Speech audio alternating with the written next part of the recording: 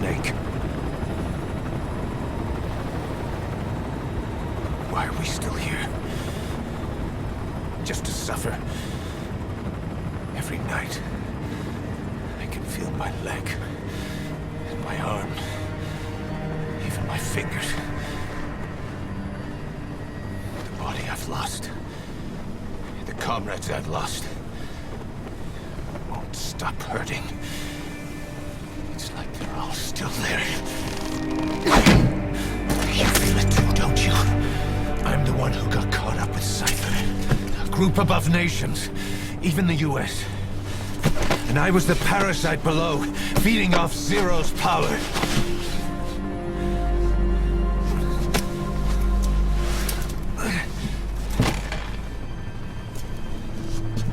They came after you in Cyprus. In Afghanistan.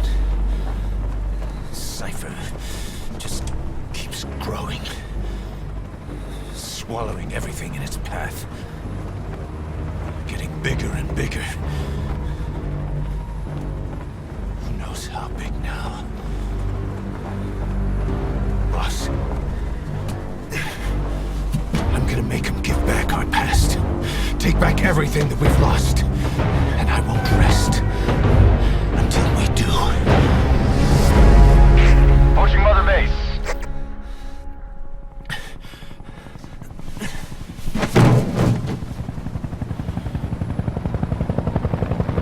Our new Mother Base. I don't know how long it'll take, but I'll make it bigger, better than before. Gosh, what should I do? Boss, Tell me. Tell me like you used to.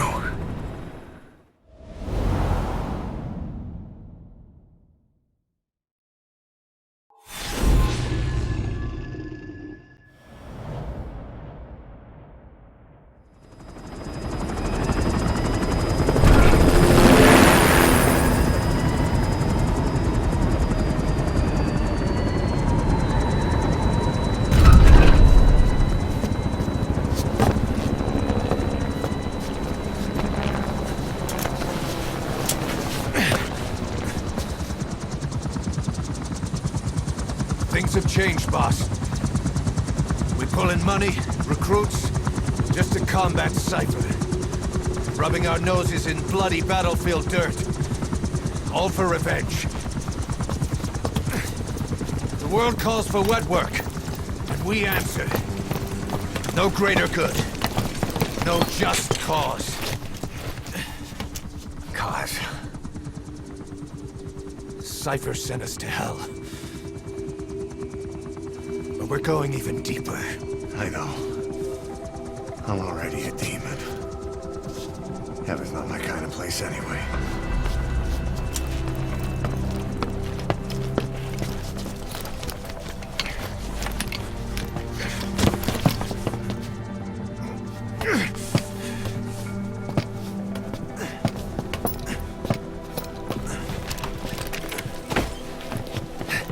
Dogs of war for 9 whole years.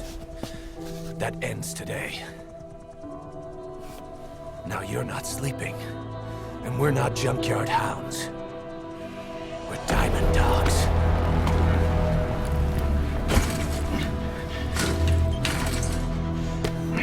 Let them talk.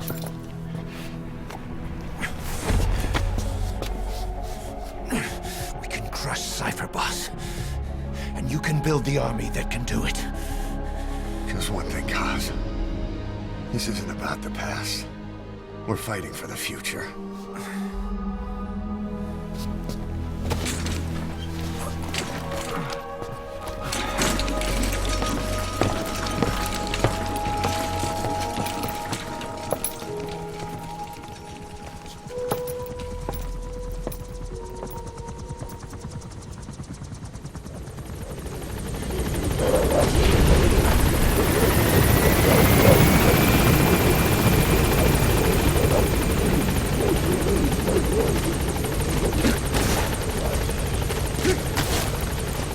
Boss, there's something I want to talk about.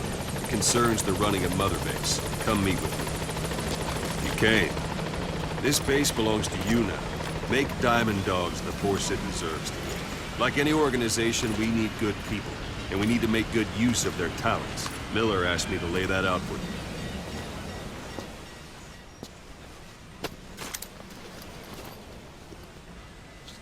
To start bringing people in, use this. It's a Fulton recovery device. When you're in the field, use it to extract any soldiers or prisoners you want back here. And we'll see if we can't persuade them to join the ranks of Diamond Dogs. Go on. Test it out on the staff here. Anyone you want. First, put them to sleep. You have a tranquilizer gun, don't you? Let's do this, boss.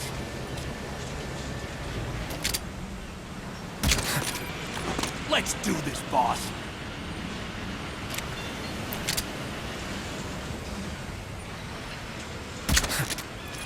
First, put him to sleep.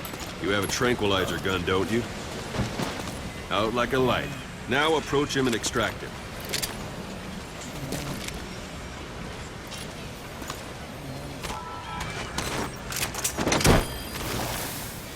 Good.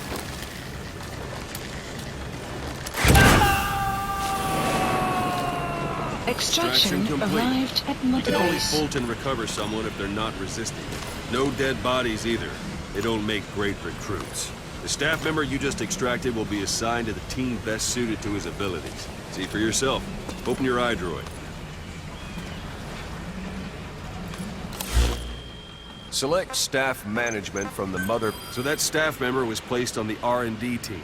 The R&D team is in charge of developing all kinds of weapons and items that'll support you on missions. Take a look at the development list. Select weapons items under the development heading.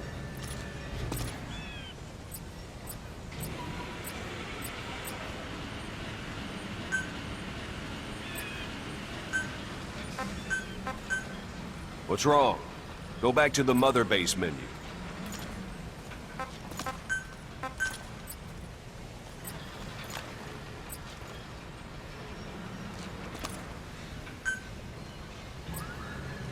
What's wrong?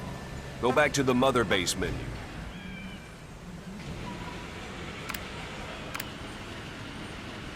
Select weapons items under the development heading. Please specify That's the R&D project. team's development list. See the item called cardboard box? Didn't seem much use to me, but Miller was adamant that you'd want it on the list. The last word in infiltration technology, or so he said. In any case, we don't have the manpower to develop it just yet. We need more staff on the team. Go extract a few more people. Boss, put the iDroid away for a moment. You can also Fulton extract individuals you've knocked out. Why don't you try knocking someone out with CQC next? Show them how it's done, boss. pull any punches. Try throwing them. It's the best way to knock someone out instantly.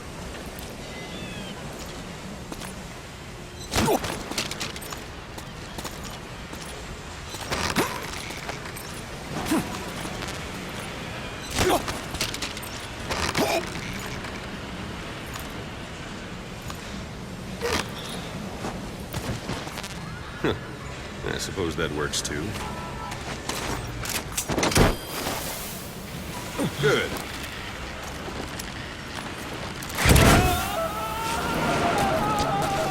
Extraction complete. arrived at Mother One thing I Base. should mention.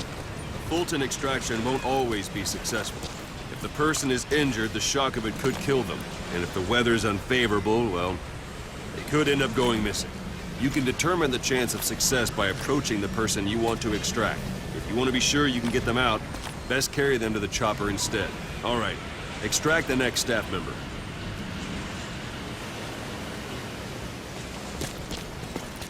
It's an honor, boss. It's an honor, boss. Extract him. Use any method you like. Start by knocking him out, or you can put him to sleep. I'm ready, boss.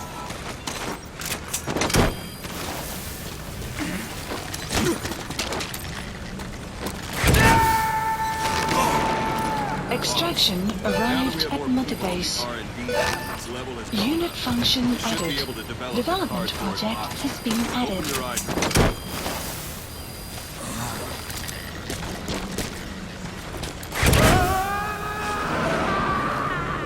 Extraction arrived at Mother Base.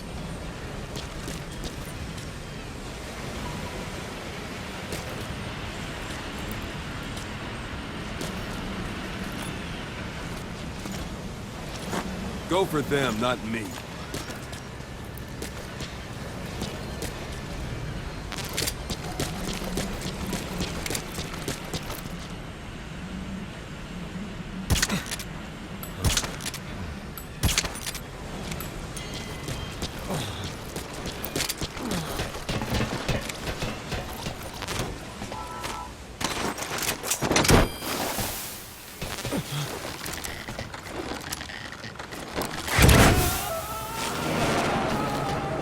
Extraction arrived at Mother Base.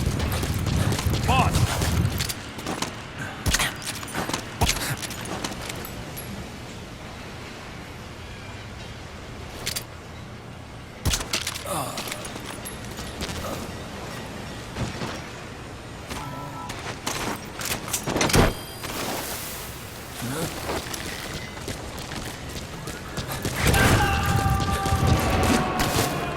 Extraction arrived at Mother Base. Boss! Boss!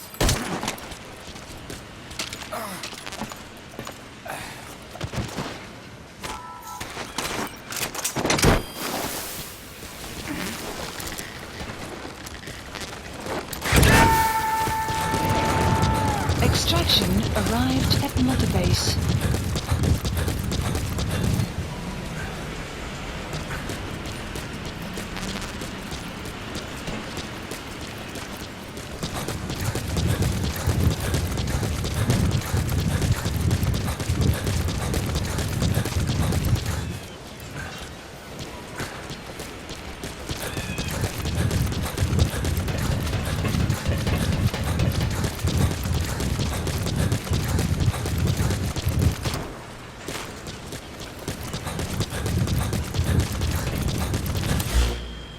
Select weapons items under the development heading. Please specify Now select project. cardboard box and start development. Just be aware that development requires funds. Development has finished. Please select a You can drop have the point. support unit supply you with weapons and items Supplies you develop. requested. Think of it as your own personal Supply delivery drop service. complete.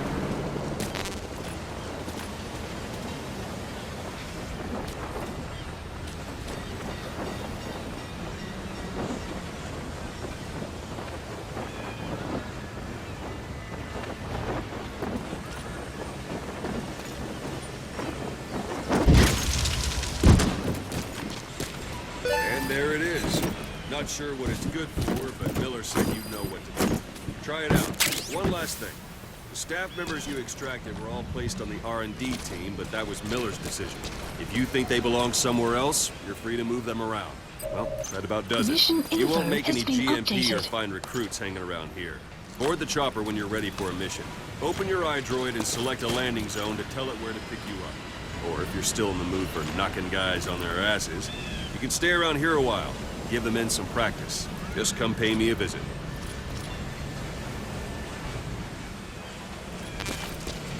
Boss, let's practice your CQC. Begin by grabbing it.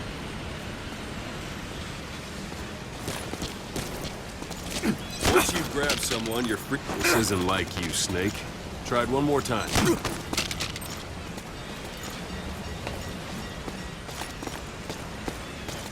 It's an honor, boss.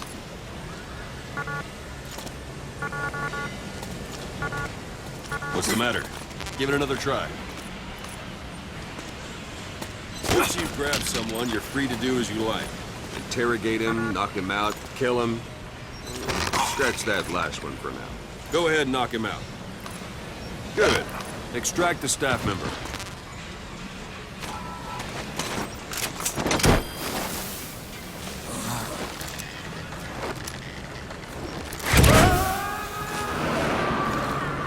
Extraction fist fight. arrived at Mother Base. Strike an adversary repeatedly to knock him out.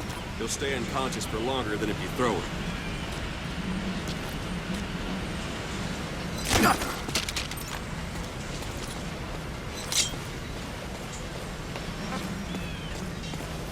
Don't pull any punches. Talk.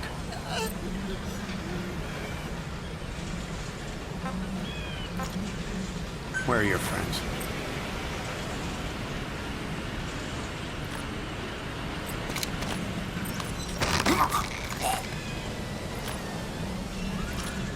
Not quite.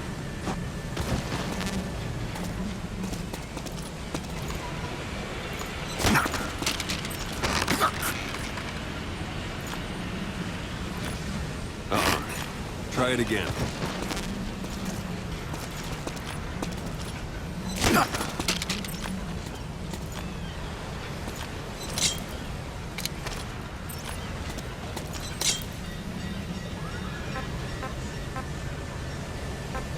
Speak. Where are your friends? Spit it out. Where are your friends?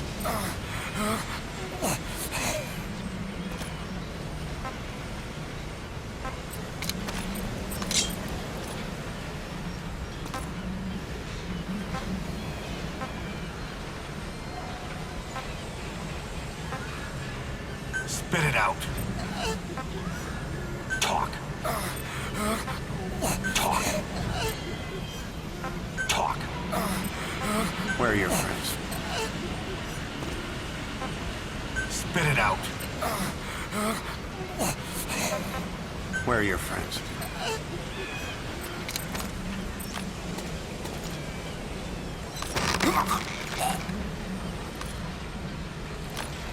This isn't like you, Snake. Try it one more time.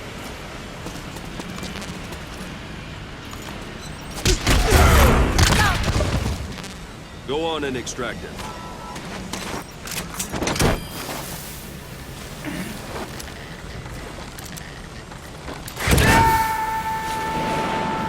Starting to feel like yourself again? The rest will fall into place with some time in the field. Go ahead and call the chopper from your eyes room.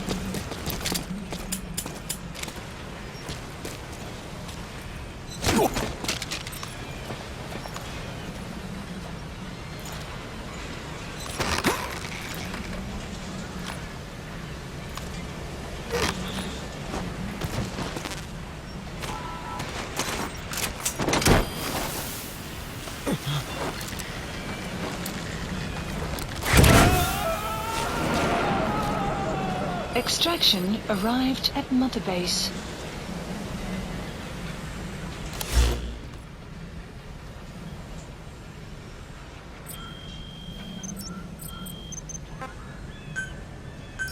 Please select landing zone. This is B-Quad.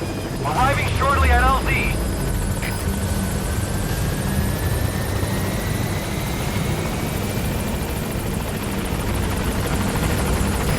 This is B-Quad. On station at LZ.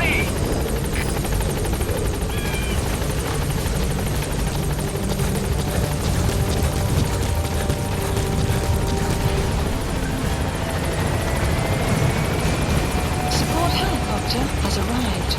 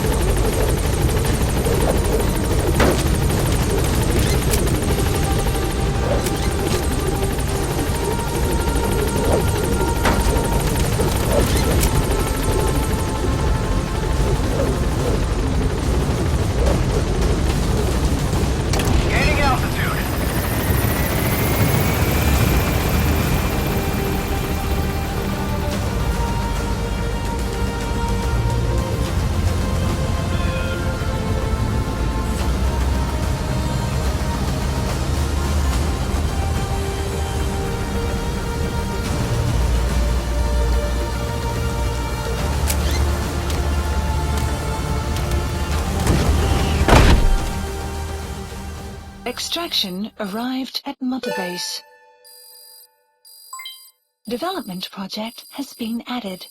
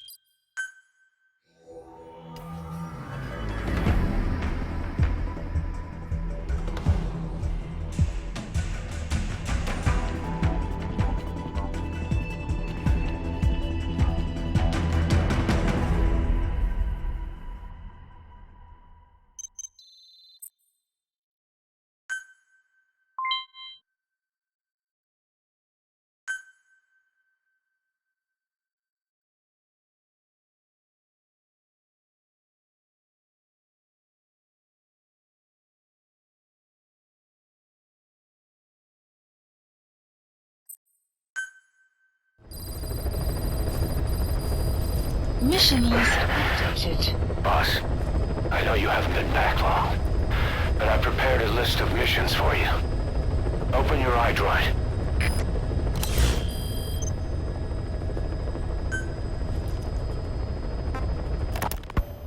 He said I was in a British military hospital, but the doctor had a Greek accent. They hire locally. Easier to trust them. Tekeli is also home to Greek Cypriots, after all. What about the Turks? They haven't returned to the south. Not yet. The Cyprus dispute is still a long way from resolved. The country is just as split as it was in '74. Turkish Cypriots in the north, Greek Cypriots in the south. Between them, the Green Line, the UN established. And Tekeli sits right on top of it. It does. Part of the buffer zone between the two groups. Another reason it was the perfect place to hide you. Easy to spot any outsiders snooping around. So how do things stand? Now, last year, the Turks declared that the Turkish Republic of Northern Cyprus is an independent state, though it's only Turkey that recognizes it. In the past, the Greeks and Turks lived side by side in the same villages. There are reasons to fight. Those came from the outside. Greece, Turkey, Britain, America, they all had their own stake in pitting the two sides against each other. But once you spark something like this, it's impossible to control. Both sides build up grudges like debt, without the foresight to see that each act of revenge just fans the flames, and then it's too late for other nations to rush in with peace talks. The embers keep on smoldering. Each nation's arrogance only breeds anarchy. The world is paralyzed by this hunger for revenge. Cyprus is no different.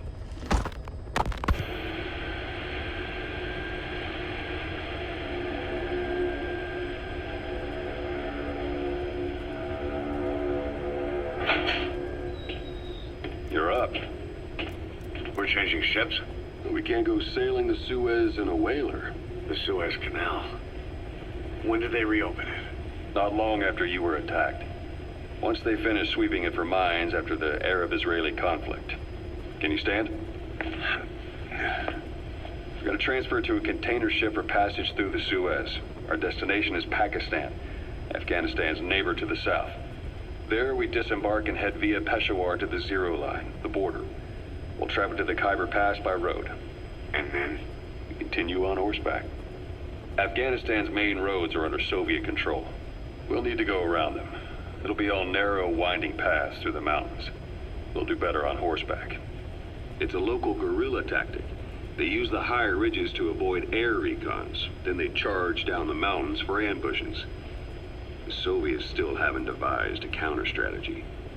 Our time frame is only half as much as we really need. It's gonna be a tough march. Better horses than boats. Well, it'll make for good physiotherapy. Take the time to get used to that new arm.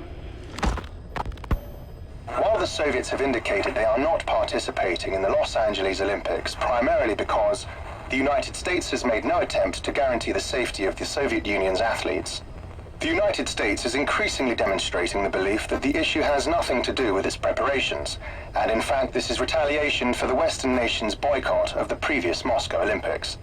That concludes today's news. That's quite some news. The Soviet Union not attending the LA Olympics? Yeah. Andropov's death has changed some things. They're calling it revenge for the Western boycott of the Moscow Olympics. Countries boycotted the Moscow Olympics? Yes. in protest of the Soviet Union's invasion of Afghanistan. Over 50 countries were absent. It's too bad I didn't get to see Yamashita's judo. When the 40th Army crossed the Amu River 4 years ago, détente went right out the window. The U.S. Congress chose not to ratify SALT II, and Reagan's hardline politics won him the presidency in a landslide. According to him, the Soviet Union's an evil empire. The Second Cold War. And there's been no end to regional conflicts and civil wars.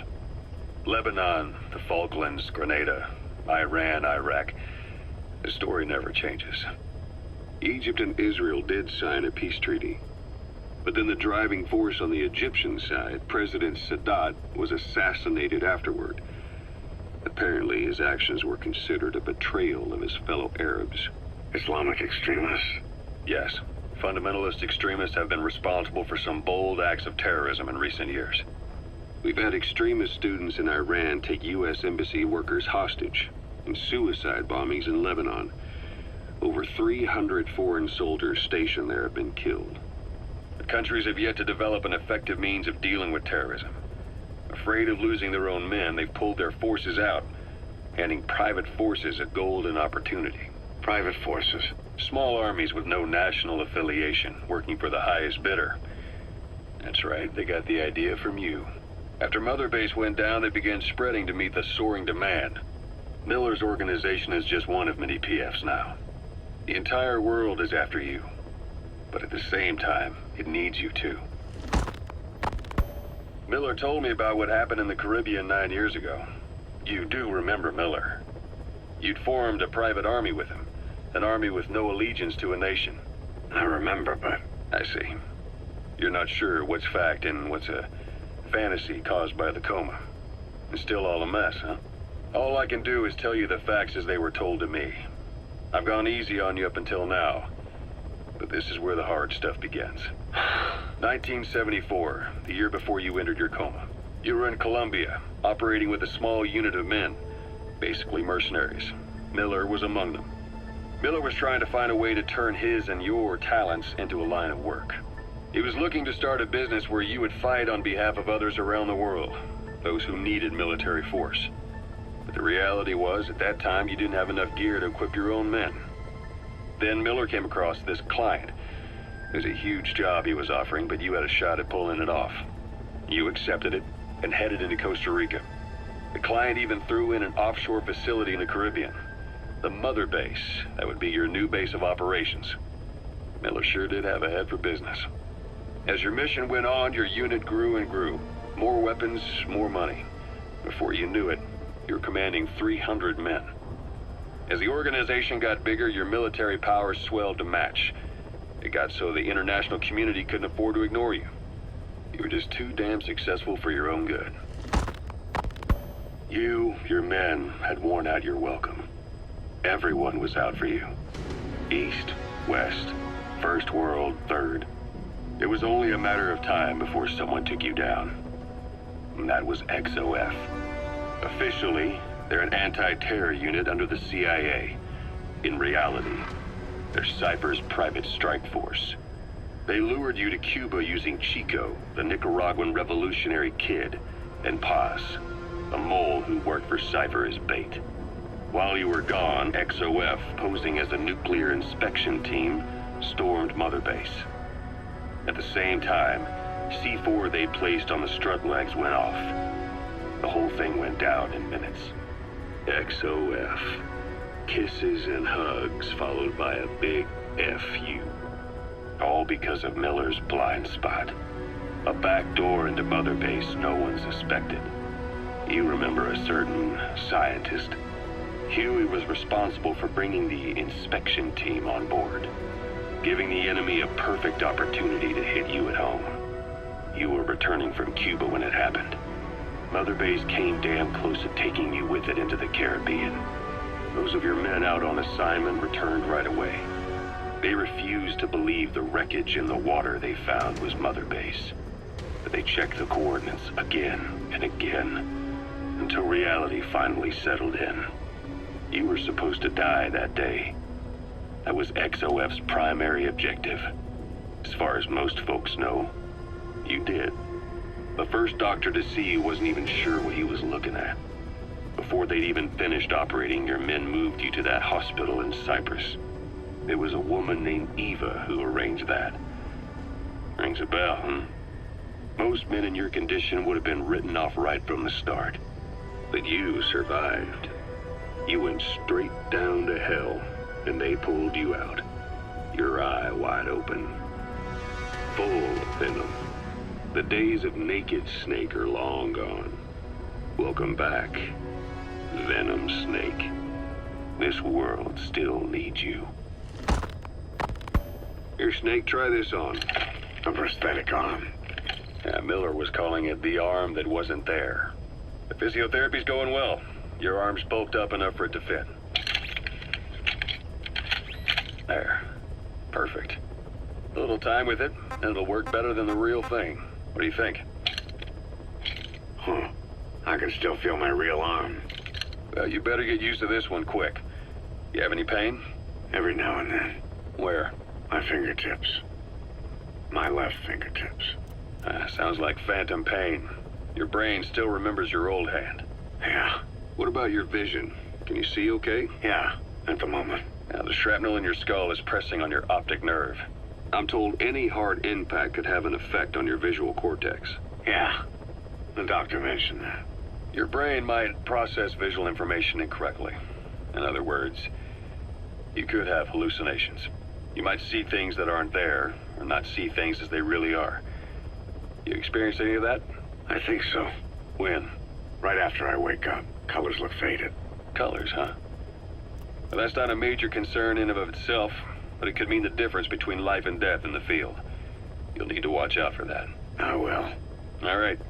You should continue your physio. We'll be arriving soon. It's the last chance you'll get. You were hospitalized in Dekelia, a British sovereign base area on Cyprus. It's part of British overseas territory that falls outside of Cypriot jurisdiction. You got moved from Cuba's Little America right into Cyprus's Little Britain. Why Dekelia? The UK and the US remain close allies. The last place Cypher would think to look for you is inside their own system. That's what kept you safe in British military hospital for 9 years. The safest place from a whale is inside its own belly. You were a regular Geppetto. Well, it wasn't Pinocchio who led me out to safety. So who was that guy? Cypher went so far as to attack British territory, burning their own ally. That's how badly they wanted you dead. He said I was in a British military hospital. But the doctor had a Greek accent. Ocelot. I hear they started calling you Shalashaska in Afghanistan. What's that about? You know the term Sharashka? It's slang for a suspicious, hastily thrown together organization. The word became associated with a type of forced labor facility in the Soviet Gulag system. OKB scientists and engineers who'd been convicted of crimes were sent to a Sharashka for forced R&D. The Sharashkas were supervised by Lavrenti Beria of the NKVD, the secret police, under the official name 4th Special Department. Forced research? That's not very different from what we do here. Diamond Dogs is different. Everyone here believes in you. Regardless of where they came from or why they're here, they revere you. And they're fighting because it was their choice. And if it wasn't, they'd leave? Who knows?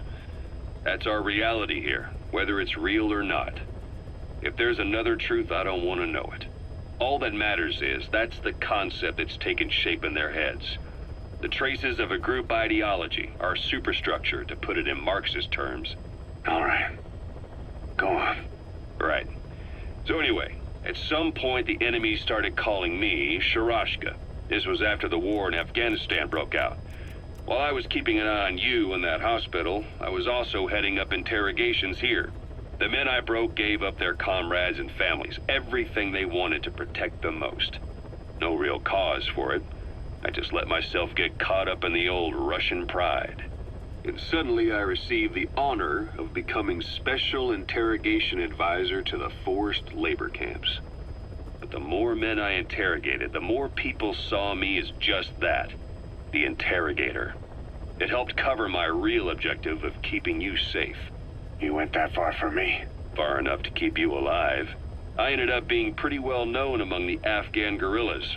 Some of them would have seen me on the battlefield, and that's how I got the second half of the name. Shashka. It's a sword, a type of saber from the Caucasus. Russian dragoons and Cossacks carried them into battle. Now, the Russian Empire had a general by the name of Fyodor Arturovich Keller.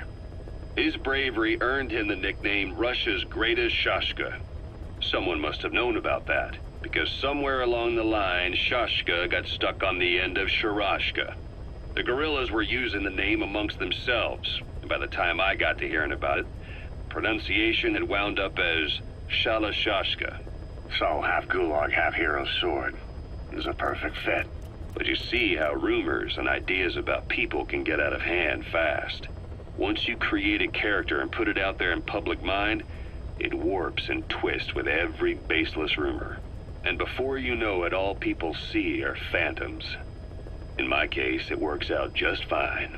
I'm plenty used to working under aliases.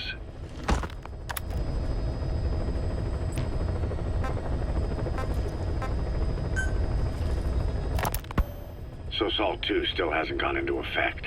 That treaty was drawn up to limit not just the size of the U.S. and Soviet Union's nuclear arsenals, but also their delivery systems. The whole deal. Just when we thought all those years of negotiations had paid off, somebody decides to invade Afghanistan.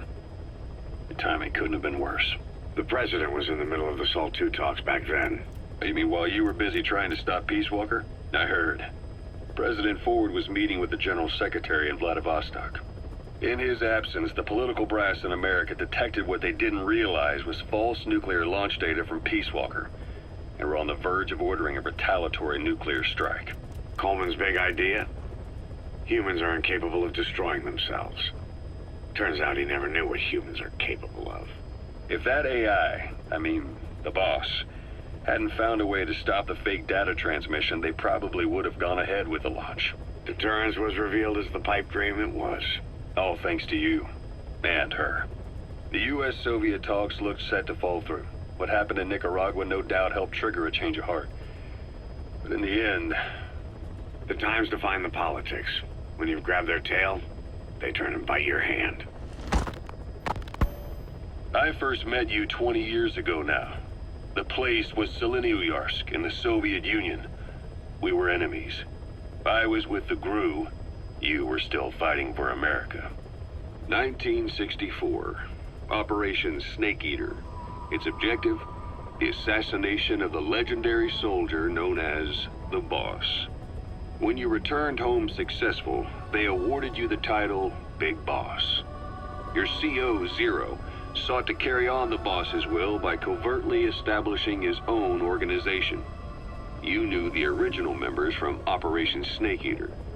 From America, there was David O, or as he was to you, Major Zero. Donald Anderson, aka Sigint. Dr. Clark, who went by paramedic during the operation. And the fourth, you. From China, there was Eva. And me, Ocelot, from the Soviet Union. 6 in total. To us, government notions of friend and foe were meaningless. As were East and West, we joined forces by our will alone. Our objective was to fulfill the boss's dying wish, to make the world one. And to do it, Zero used the Philosopher's Legacy, the secret war fund you obtained during Operation Snake Eater. This organization would go on to become Cypher. I, on the other hand, was left with the problem. You only recovered half of the legacy. I had to locate the other half myself. When I found the funds, I passed them on to Zero, just as you wanted. I still trusted him in those days. We thought what he was doing was the boss's will, until he started that one project. Les enfants terribles, Zero called it. You parted ways, as did Eva, leaving only Anderson and Clark still with him. I maintained limited contact, although truth be told, we were just keeping tabs on one another. The reason was always you.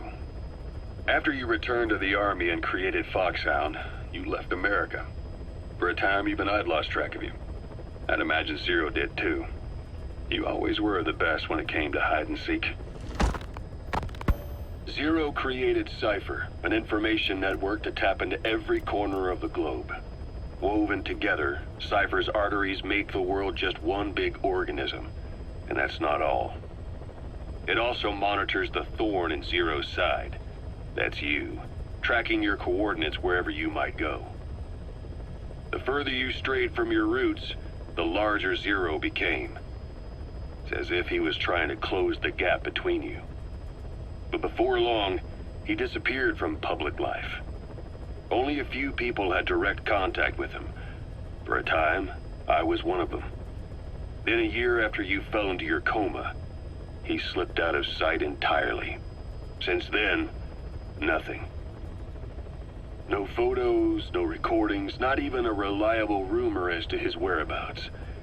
I tried every method I could think of, but Zero was gone. Freed of his control, his creation, his power continued to grow. Cypher is a great beast, and Zero was its spine. But even without him, it's endured, evolved. But now its body is rotting, riddled with parasites. Parasites like the ones who attacked you 9 years ago in the Caribbean, and then at the hospital. Cypher's Black Ops unit, XOF. They learned where you were, and came to wipe the slate clean.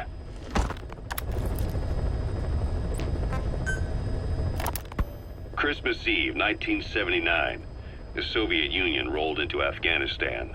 Muslims had revolted against the Soviet-friendly regime established the year before. The DRA forces could no longer contain it themselves, so the Soviets went in to intervene. The Afghan government was powerless and fraught with infighting. They lost the hearts and minds of the people, and that alarmed the Soviet leadership. With the Islamic Revolution happening in Iran, the Soviets felt they had to act fast or risk the spread of Islamic revivalism. A superpower, sending a motorized rifle division against men on horseback with antique rifles. Everyone thought it'd be over in an instant, only it wasn't. Some Muslims made their fight a jihad, a holy war, and began a guerrilla campaign on all fronts. A war of attrition. These fighters call themselves Mujahideen.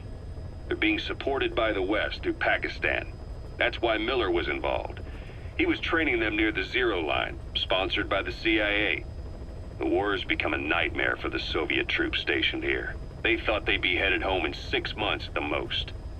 Then a year passed. 2 years.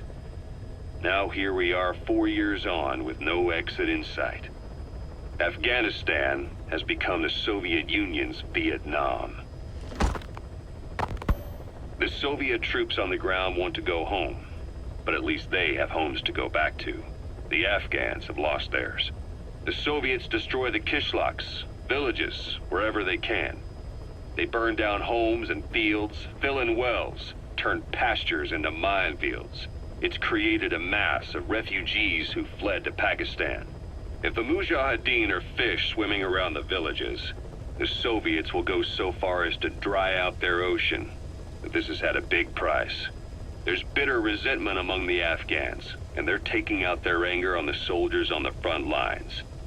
Among the Mujahideen are the Pashtun people. They're fiercely devoted to their code of Badal, or revenge. Soviets they've captured have had their hands, feet, and noses cut off before being left to die at the side of the road, just to show their comrades what they're capable of. Friendlies who come across them can do nothing but put them out of their misery. Then they burn down another village in retaliation. And the cycle of vengeance goes on.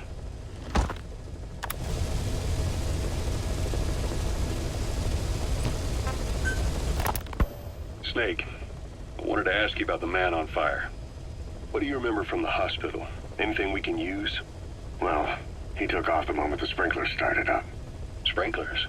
The fire system? And when he got sprayed with water from the burst pipe, it slowed him down.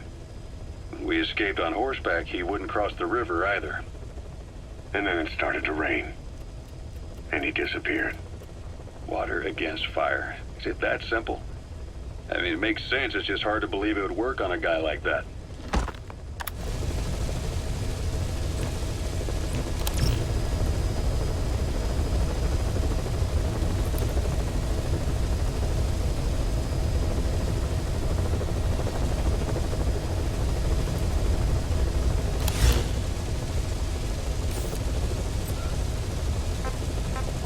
Please select a mission. I've taken the job offers Diamond Dogs has received and made a list of those I want you to consider. Which ones you accept is your call. The objectives of the missions I've added are prisoner rescue, facility sabotage, and high-value target elimination. Probably all a walk in the park for you, but they should help you get back on your feet. I put the mission details on a cassette tape. Refer to it if you decide to accept the mission. We'll receive GMP for completing missions, and extracting soldiers and prisoners will boost our ranks. Building up Mother Base is the first step to achieving our goal. If that means wet work, so be it. We're gonna have to get our hands dirty. I hope you're rested up, because we're not stopping. Not until the pain is gone. The future of Diamond Dogs is in your hands. We're counting on you, boss. Mission accepted. Heading to Afghanistan.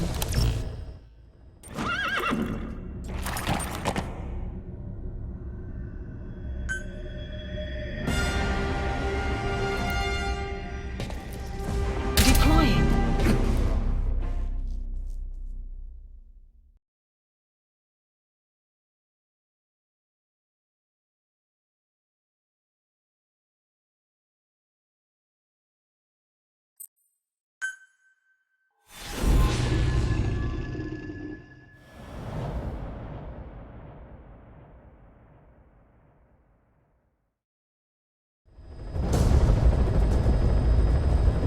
Your target is a Spetsnaz detachment commander.